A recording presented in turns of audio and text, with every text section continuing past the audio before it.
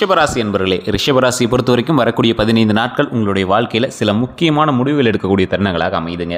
இந்த 15 நாட்களில் சூரிய புதன் சுக்கிரன் சேர்க்கை உங்களுக்கு புத ஆதித்ய யோகம் அப்படி இல்லாமல், அது மட்டும் இல்லாமல் மாளவிய யோகம் அப்படிங்கிறத உங்களுக்கு ஏற்படுத்தி கொடுக்குது. இது எதனால் உங்களுக்கு ஏற்படுது, இதனால் உங்களுக்கு என்ன பலன், இதனால் எந்த தெய்வம் உங்களுக்கு துணை இருக்குது, குலதெய்வத்தினுடைய ஆற்றல் இருக்குதா, உங்களுக்கு இதனால் முன்னேற்றம் இருக்குதா, கடன்கள் குறையுதா, வேலை வாய்ப்பு உங்களுக்கு அதிகரிக்குதா, உடல் ஆரோக்கியம் இருக்குதா, அது எல்லாத்தையும் தான் நம்ம இந்த வீடியோவில் பார்க்க போகிறோம். இந்த 15 நாட்கள் எத்தனை நடக்குமா சார் அப்படின்னு கேட்டால், இதுதான் உங்களுடைய வாழ்க்கையினுடைய தொடக்கம் அப்படின்னு கூட சொல்லலாம். உங்களோட வாழ்க்கையில் ஒரு மிகப்பெரிய ஒரு மாறுதல் அப்படின்னு சொல்லலாம். கொஞ்சம் எச்சரிக்கையாக நடக்க வேண்டிய சில மாதங்கள் அப்படின்னு சொல்லலாம். ஸோ இந்த வீடியோவை ஸ்கிப் பண்ணாமல் பாருங்கள். பல முன்னேற்றத்திற்கான முக்கியமான வழித்தடங்களை நாங்கள் இந்த வீடியோ மூலமாக உங்களுக்கு சொல்கிறோம்.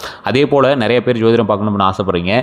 உங்களுடைய பிறந்த தேதி, பிறந்த நேரம், பிறந்த ஊர், இது மூணையும் எடுத்துகிட்டு நீங்கள் கீழே ஒரு நம்பர் கொடுத்துருக்கேன். நீங்கள் வெளிநாட்டு வாழ் மக்களாக இருந்தாலும் சரி, இல்லை இங்கே இருக்கீங்க அப்படின்னாலும் சரி, நீங்கள் கீழே இருக்கக்கூடிய நம்பருக்கு காண்டாக்ட் பண்ணி பேசி தெரிஞ்சிக்கலாம். பிரபல ஜோதிடருடைய நம்பர் தான் கொடுத்துருக்கேன். கிட்டத்தட்ட 200க்கும் மேற்பட்ட ஜோதிடர்களுக்கு அவர் ஆசான். ஒரு நிறைய விவிஐபிஸ் ஆக்டர்ஸு, அரசியல்வாதிகள் எல்லாத்துக்குமே ஜோதிடம் பார்க்கக்கூடியவர். ஸோ அவரோட நம்பர் நான் கொடுத்துருக்கேன். நீங்கள் ஃபோன் பண்ணிங்க அப்படின்னா பிஸின்னு இருந்தால் கொஞ்சம் வெயிட் பண்ணி தான் பண்ணணும். ரிப்ளை இல்லை அப்படின்னாலும் கொஞ்சம் வெயிட் பண்ணி தான் பண்ணணும். ஸோ கண்டிப்பாக அதை ட்ரை பண்ணி பாருங்கள். மிகப்பெரிய நன்மை உண்டு. அதே போல் இந்த மாசி மாதத்திலிருந்து, இந்த மாசி மாதத்தில் பாதி நாள் போயிடுச்சு, பாதி நாள் இருக்குது. இந்த ரிஷபராசிக்கு தொழில் முன்னேற்றம் அடைவதற்கான ஒரு முக்கியமான காலகட்டம். அதே மாதிரி கடன்கள் குறையிறதுக்கான ஒரு முக்கியமான காலகட்டம். அதே மாதிரி வேலை வாய்ப்புகள் ரொம்ப நல்ல பலன்களை கிடைக்கக்கூடிய ஒரு அற்புதமான காலகட்டம். உங்களுக்கு வேலைக்கு போயிட்டுருக்கீங்க, இல்லை சார் ஒரு சுயதொழில் ஆரம்பிக்க போகிறோம், சுயதொழில் பண்ணிகிட்ருக்கேன், தனிப்படையாக பண்ணிகிட்ருக்கேன், இல்லை பார்ட்னரோடு சேர்ந்து பண்ணிகிட்ருக்கேன் அப்படின்னா உங்களெலாம் ஒரு அற்புதமான காலகட்டம். ஏன் சார் அற்புதமான காலகட்டம்? 10ஆம் வீட்டில் சூரியன் புதன் சுக்கிரன் 3 சேர்க்கை ஒரு சேர வருது. அதாவது புத ஆதித்ய யோகம் அப்படின்னு சொல்லுவாங்க. அதாவது சூரியன் இருந்தால் தைரியமும், அதே மாதிரி உங்களுடைய தந்தை வழியில் உங்களுக்கு ஒரு சப்போர்ட்டும் உங்களுக்கு கிடைக்க போகுது. புதன் சுக்கிரன் லக்ஸூரியான லைஃப்பை கொடுக்க போகுது. இப்போ இந்த லக்ஸூரியான லைஃப் எப்படி இருக்கும்? நம்மளுக்கு ஆடம்பரமோ இல்லை ஓரளவு வருமானம் இருந்தால் தானே அந்த இது இருக்கும். ஸோ நீங்கள் என்ன பண்ணணும், வண்டி வாகனங்களை சுத்தமாக வச்சுக்கணும். நீங்கள் பயன்படுத்தக்கூடிய வண்டி வாகனங்கள் சுத்தமாக இருந்துச்சு அப்படின்னா சுக்கிரனுடைய ஆதிக்கம் உங்களுக்கு அதிகமாக இருக்கும். நிறைய பேர் தெரியறதில்ல. நீங்கள் பயன்படுத்தக்கூடிய வண்டிகள் எதாக இருந்தாலும் நல்லா நீட்டாக கழுவி நீட்டாக தொடச்சி வச்சுக்கணும்.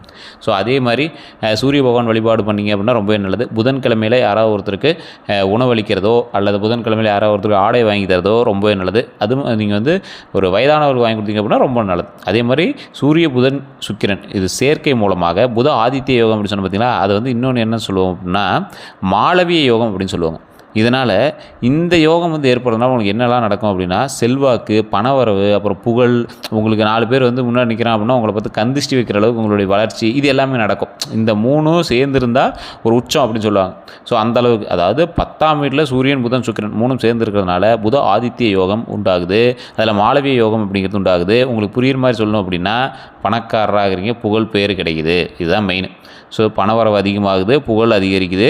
அதே போல் முருகப்பெருமானும் மகாலட்சுமி வழிபடுறதுனால உங்களுக்கு மிகப்பெரிய ஒரு ஏற்றம் தரும். முருகர் உங்களோட ஃபேவரட் கடவுளாக இருக்கலாம். இல்லை சார் முருகர் நான் அப்பப்போ வணங்குவேன், ஃபேவரட் கடவுளாக இன்னொரு தெய்வம் இருக்குது அப்படின்னாலும் சரி, முருகப்பெருமான் வழிபாடு உங்களுக்கு மிகப்பெரிய முன்னேற்றத்தை கொடுக்கும். மகாலட்சுமி வழிபாடு, இப்போ நீங்கள் பணத்தை கொண்டு வர போகிறீங்க, அப்போ என்ன பண்ணோம், மகாலட்சுமி, பணத்திற்குரிய தெய்வம் மகாலட்சுமி வழிபடுவதால் இன்னும் உங்களுக்கு அதுக்கான மரியாதையை கொடுக்கறதுனால சேர்க்கை இன்னும் அதிகமாகும், பண சேர்க்கை இன்னும் அதிகமாகும். சரி, இன்னொன்று பெருசாக அப்படி தெரியலையே, கொஞ்சம் கொஞ்சமாக தான் அதிகரிக்கும். பழசை கம்பேர் பண்ணும்போது ஓரளவுக்கு பரவாயில்லையா இருக்கும், அந்தளவுக்கு தான் இருக்குங்க. இந்த புத சுக்கிர யோகம், அதாவது சூரிய புத சுக்கிர யோகம் அவ்வளோ சீக்கிரம் யாருக்கும் அமையறதில்லை. இந்த ரிஷபராசிக்கு இந்த காலகட்டத்தில் அமையுது அப்படின்னா அதை நீங்கள் சரியாக பயன்படுத்திக்கணும். அப்போ முருகப்பெருமான் வழிபாடும் மகாலட்சுமி வழிபாடும் பண்ணுங்கள். அதனால் மிகப்பெரிய நன்மை உண்டு. வெள்ளிக்கிழமை நாட்களில் மற்றவர்களுக்கு பணம் கொடுக்காதீங்க. அதே போல் செவ்வாய்க்கிழமை நாட்களிலே மற்றவர்களுக்கு பணம் கொடுக்காதீங்க. இது ரொம்பவே நல்லது. அதே மாதிரி இந்த மாதத்தோட சிறப்பம்சம் அப்படின்னு பார்க்கும்போது, பொருளாதாரம் தொழிலில் உங்களுக்கு மிகப்பெரிய ஒரு நெருக்கடியில் இருக்கும். பார்த்தீங்களா, உங்களுக்கு ரொம்ப லைஃப்பில் மிகப்பெரிய நெருக்கடி இருக்குது சார். ஒருத்தன் மட்டும் தடுத்துட்ருக்கான் சார், உங்களோட முன்னேற்றத்தை ஒருத்தன் மட்டும் தடுத்துட்ருக்கான். ஒரு ப்ரமோஷனுக்கு ஒருத்தன் மட்டும் சைன் பண்ண மாட்டேங்கிறாங்க. ஒரு போட்டி மட்டும் இருந்துகிட்டே இருக்குது சார். பக்கத்து கடை ஒருத்தன் எதிரியாக இருக்கான் சார். இந்த மாதிரி இருக்கவங்களாம் அந்த மாதிரி கடினமான நெருக்கடி எல்லாமே நீங்கி தொழிலில், வேலையில் சிறப்பான ஒரு முன்னேற்றம் கிடைக்கிறதுக்கான ஒரு அற்புதமான காலகட்டமாக இந்த காலகட்டம் அமையுது. உங்களுக்கு ஒரு எதிரி மூவ் ஆயிடுவான். ஒரு தொழிலில் எதிரி இல்லை அப்படின்னா நீங்கள் பைபாஸ் ரோட்டில் நீங்கள் வண்டி ஓட்டுற மாதிரி பயப்படவே தேவையில்லை. நீங்கள் பாட்டு ஒன் சைடாக போயிடலாம். ஆப்போசிட் சைடு எவனும் வரல அப்படிங்கிற பட்சத்தில் நீங்கள் ஆட்டோமேட்டிக்காக வண்டி ஓட்டிட்டு போயிட்டு இருக்கலாம்ல. அந்த மாதிரி தான். அந்த மாதிரி தொழிலில் முன்னேற்றம் அடையிறதுக்கான அற்புதமான காலகட்டம். இதுலேயுமே உங்களுக்கு அற்புதமான நேரம் எப்போ இருக்குது அப்படிங்கிறதையும் நான் சொல்கிறேன், நோட் பண்ணிக்கோங்க. இந்த ராசிக்காரர்கள், ரிஷபராசிக்காரர்கள் எப்பவுமே ஒரு குழந்தை மாதிரி, எங்கள் மனசு எப்பவுமே ரொம்ப குழந்தை மாதிரி மனசு. ஸோ இந்த ராசிக்காரர்களுக்கு நல்ல நாட்கள் அப்படின்னு எடுத்திங்கன்னா மார்ச்சில் 1, 3, 6, 8, 9 இந்த நாட்கள் உங்களுக்கு ரொம்பவே நல்ல நாள். அது நீங்கள் கொஞ்சம் பார்த்து பக்குவமாக பயன்படுத்திக்கிறது ரொம்பவே நல்லது. அதே மாதிரி சந்திராசிரமம் அப்படின்னு பார்த்தீங்கன்னா மார்ச் மாதம் 11ஆம் தேதி சந்திராஷ்டமம். அதே மாதிரி இதில் மார்ச் 14லேயே வந்து பார்த்திங்கன்னா கொஞ்சம் பார்த்துருக்கணும். மார்ச் 11லேருந்து மார்ச் 14 வரைக்குமே நீங்கள் வந்து பார்த்துட்டு தான் இருந்தாகணும். அந்த மாதிரி ஒரு காலகட்டம் தான். உங்களுக்கு பரிகாரம்லாம் அதில் எதுவும் சொல்லவே முடியாதுங்க. நீங்கள் வந்து கடவுள் வழிபாடு தான். ஃபஸ்ட்டு உங்களோட குலதெய்வ வழிபாடு பண்ணிங்க அப்படின்னா ரொம்பவே நல்லது. குலதெய்வ வழிபாடு பண்ணிவிட்டு அதற்கு பிறகு வந்து மகாலட்சுமி முருகனையும் வழிபட்டிங்க அப்படின்னா ரொம்ப ரொம்ப ரொம்ப நல்லது. ஸோ அதை கண்டிப்பாக நீங்கள் வந்து பயன்படுத்தி பாருங்கள். மிகப்பெரிய நன்மை உண்டு. இந்த மாதத்தில் சூரியன் எல்லா ராசிக்கும் இதே தான். மாசி மாதத்தில் சூரியன் வந்து கும்பராசியில் வந்து சஞ்சரிக்கிறதுனால பிப்ரவரி மாதத்துலேருந்தே பிப்ரவரி 13லேருந்தே வந்து மார்ச் 14 வரைக்குமே சஞ்சரிக்குது. ஸோ அதனால் நீங்கள் கொஞ்சம் பார்த்து இறை வழிபாட்டோடு சூரிய நமஸ்காரம் பண்ணி வழிபட்டிங்க அப்படின்னா ரொம்பவே நல்லது. நீங்கள் குலதெய்வ கோயிலுக்கு போனீங்க அப்படின்னா பசு நெய்யோ அல்லது நல்லெண்ணெயோ வாங்கி விளக்கேற்றுங்க. எந்த கோயிலுக்கு போனீங்க அப்படின்னாலும் விளக்கேற்றி வழிபடுவதனால ரொம்பவே நல்லது. அதாவது பசு நெய்யில் அல்லது நல்லெண்ணெயில் விளக்கேற்றணும். அது எந்த இடத்துக்கு போனீங்க அப்படின்னா சரி, குலதெய்வ கோயிலில் வழிபட்டீங்க அப்படின்னா இன்னுமே ரொம்ப ரொம்ப நல்லது.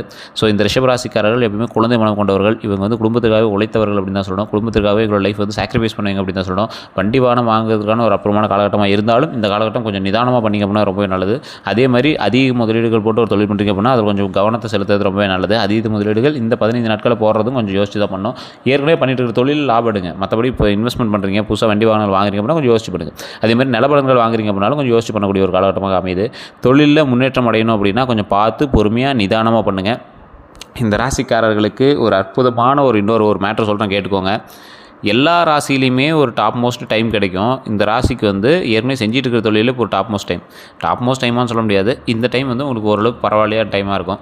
இந்த ராசிக்காரர்கள் உங்களுக்கு தடைகளை நிவர்த்தி செய்து முன்னேறுவதற்கு ஒரு அற்புதமான காலகட்டம். தடைகள் இருக்குது அப்படின்னா தட்சிணாமூர்த்தி வழிபாடு. இந்த ராசியில் எந்த ராசியாக இருந்தாலும் சரி, ஒரு கோயிலுக்கு போனீங்க அப்படின்னா சுற்றி வரும்போது தட்சிணாமூர்த்தி அப்படின்னு ஒருத்தர் இருப்பார். நிறைய பேர் நினச்சிட்டு இருப்பாங்க என்ன சின்ன சிலையாக வச்சுருக்காங்க அப்படின்னு. தட்சிணாமூர்த்தி வழிபாடு பண்ணிங்க அப்படின்னா மிகப்பெரிய நன்மை உண்டு. கொண்டக்கடலை மாலை, நெய் விளக்கு, தீபம் 2 தீபம் ஏற்றி கொண்டக்கடலை மாலை போட்டு வழிபட்டிங்க அப்படின்னா ரொம்ப ரொம்ப நல்லது. தட்சிணாமூர்த்தி வழிபட்டு அப்படியே சுற்றி வரீங்க. சுற்றி வரும்போது வந்து பார்த்தீங்கன்னா துர்க்கையம்மன் இருப்பாங்க. துர்க்கையம்மன் வழிபடுறீங்க. வழிபட்டுட்டு அதுக்கப்புறமேட்டு உள்ள வந்தீங்க அப்படின்னா கருவறையில் இருக்கக்கூடிய தெய்வங்கள் வழிபடுறீங்க. பரிகார தெய்வங்கள் எல்லாமே இருப்பாங்க. பரிகார தெய்வங்கள் தான் ஃபஸ்ட்டு நீங்கள் வணங்கணும். ஸோ இப்படி வழிபட்டு வரும்போது உங்களுடைய பிரச்சனைகள் எல்லாமே தீர்வாகுது. அதே மாதிரி ரிஷபராசிக்கு நிறைய பேருக்கு பூர்வ புண்ணியம் வந்து கரெக்டாக இருக்கான்னு பார்த்துக்கணும். உங்களுக்கு நிறைய பேருக்கு வந்து பார்த்திங்கன்னா உங்களுடைய பூர்வ புண்ணியம், அதாவது உங்களுடைய முன்னோர்களினுடைய நிலமோ இல்லை உங்களுடைய முன்னோர்களினுடைய வீடோ இதெல்லாம் வந்து உங்களுக்கு அவ்வளோ செட் ஆகாமல் இருந்திருக்கும். அவங்களாம் வந்து கரெக்டாக செட் ஆகுதா, எப்படி இருக்குது அப்படிங்கிறது எல்லாத்தையும் நீங்கள் வந்து நோட் பண்ணிட்டு தான் மற்ற விஷயங்கள் எல்லாமே பார்க்கணும். நிறைய பேருக்கு இந்த முன்னோர்களுடைய பிரச்சனையால் பூர்வ நிலங்கள், பூர்வீக வீடு இந்த மாதிரி விஷயங்கள்லாம் செட் ஆகாமல் இருக்குது அப்படின்னா ஒரு டைம் உங்களோட ஜாதகத்தை செக் பண்ணுங்கள். உங்களோட ஜாதகத்தை செக் பண்ணும்போது மாந்தியாக இருக்கட்டும், உங்களுடைய பூர்வ புண்ணிய ஸ்தானமாக இருக்கட்டும், உங்களுடைய தசாபுத்தியாக இருக்கட்டும், உங்களுடைய லக்கணம் வந்து இதோட மேட்ச் ஆகுதா, இல்லை உங்களுடைய ராசிக்கு செட் ஆகுதா, ஆனால் வேறு உங்களுடைய வீட்டில் இருக்கக்கூடிய மற்றொரு ராசிக்கு தான் செட் ஆகுதா, அது வந்து உங்களுக்கு சேர்ந்து இது பண்ணுது அப்படின்னா அதுக்கு எல்லாமே செக் பண்ணிட்டு நீங்கள் பண்ணிங்க அப்படின்னா ஆட்டோமேட்டிக்காக உங்களுக்கு உங்களுடைய மைனஸ் கூட ப்ளஸ்ஸாக மாறிடும். நிறைய பேருக்கு தெரியுது. உங்களோட மைனஸை ப்ளஸ்ஸாக மாற்றணும் அப்படின்னா உங்களோட ஜாதகத்தில் செட் ஆகல அப்படின்னா உங்களுடைய மகனோ உங்களோட கணவனோ மனைவியோ உங்களோட தாய் தந்தையோ உங்களோட சகோதரிகளோ யாரோ ஒருத்தர் இருக்காங்க அப்படின்னா அவங்க மூலமாக அந்த ஜாதகத்தை வந்து செட் பண்ணி அதுக்கு தகுந்த மாதிரி நீங்கள் ஒரு ஒற்று ராசியாக பயன்படுத்திட்டு வந்துடலாம்.